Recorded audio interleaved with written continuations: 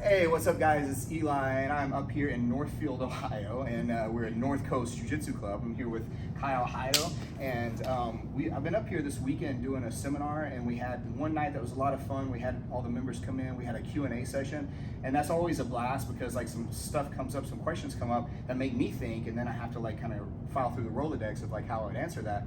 And one of the things that popped up was some triangle issues, like, you know, throwing up a triangle and then how the person goes to defend it. They look like how they're going to defend it, whether they're going to stack you or whatever. Let's say that like Kyle is, I throw up my triangle and I get all the way to here, right? So however I got here, lots of different setups, but I want to finish my triangle. So first of all, whenever I go to finish my triangle, I don't want just a standard like literal geometric triangle. I want to close things up. I want to get my knees in the same, pointing the same direction, right? So if I have to rotate, I'm thinking about this part of my leg coming into his ear over here, and that's going to make it a lot tighter here like this, so that I don't even have to really struggle a whole lot to get that arm across. But a lot of the time, different things that can happen whenever I go here, one of the things is he can stack me. And if he stacks me straight up, like this is uncomfortable, especially when he starts to turn the corner and really get me here and then stack out of that. You get a guy with good alignment, good pressure, good posture, and that's gonna be a really big pain. Like whenever he's here and he's starting to stack, this is one of the biggest problems. When this starts to cut over and he starts to stack me here, that's when he gets really powerful. So I wanna keep this from happening. So if I can come in here and I can block, then that's good. But if he's getting it over, that's when the shake weight comes in. And the shake weight essentially is just me shaking this violently, this leg here, and opening this space back up. So now once that's open back, now I can come back inside, and now he's not gonna cross over and finish stacking me again. So again, since it's so much fun to do, we'll look at it. So he comes here and he's stacking up, he's getting this leg crossed. I'm taking this hand here in the meantime, and I'm helping brace so that this leg doesn't collapse and my hips fall out of place here. So I'm bracing there, I'm bracing on his hip, and then this leg here, I'm shaking and moving down toward his bicep on that side. So now once we're here, now I can square back up. I'm not gonna let him cross that back over again. And then I've pretty much saved myself from a really miserable experience getting myself folded in half. So that's a little tip and trick. You're gonna make somebody laugh whenever you do it to them the first time, but it's gonna be effective, I promise.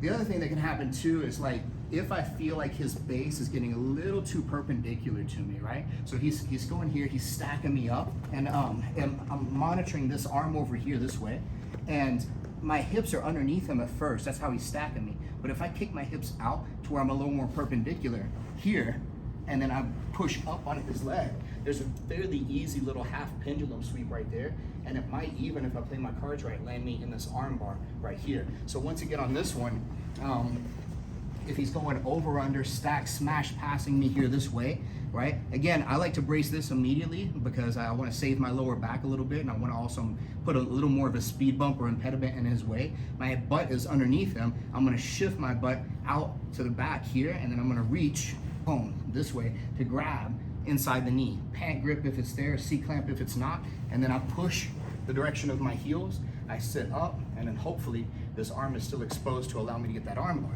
right? So those two are really helpful for stopping the stack or help preventing the stack. The main two ways that this guy is going to defend against my triangle, once I get the connection and once I throw it up and get my ankles crossed, he's going to either defend with posture or pressure, right? So we looked at the pressure because he's stack passing me, right? But if we get here, this is a trick that I like a whole lot too. If the guy, instead I throw this up, I get it connected and he postures. This is a whole nother problem because once he starts to posture, he's gonna start prying inside and he's either gonna get both arms in or both arms out, right? Yeah, like this. So then that's another problem. And I can't defend the same way, and I don't wanna keep reaching and pulling because whatever kind of energy I give him, he's gonna fight directly opposite. And if he's more powerful than I am, then he's gonna shut me down. So whenever the guy goes hyper posture up like this, I'm gonna go waiter sweep threat right here. I wanna go here, I wanna push off the floor like this, and I wanna drive my hips up and into him this way. Look, so he's gonna fall that way.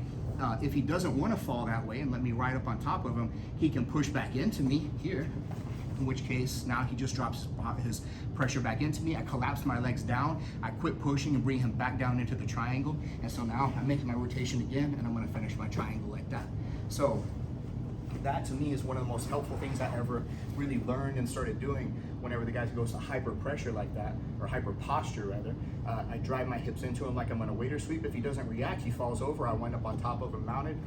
If he does react, he pushes back into me, and then I collapse him back down. He's back into my triangle. So the shake weight, the pendulum sweep, and the waiter sweep, right? So those are some good little tips if you're getting stacked or postured and they're shutting down your triangle. And that was something that came up during our Q&A session. Kyle, I appreciate you guys having me up, man. I really appreciate it. This place is fantastic. If you're in Northfield, Ohio, this is a phenomenal place, not just because the high-level jiu-jitsu here is the Pedro Sauer Association, so obviously they have a golden technique up here and then great instruction and instructors, but the vibe in the room with all the members that I met, and there was like, I don't know, like close to 30 people here during the seminar today. Excellent vibe, all positive energy, and that's what I look for in a place, because you're gonna get high quality training out of that. So if you're ever here, come visit this place. I appreciate y'all having me up, and thank you guys for watching Night Jiu-Jitsu channel.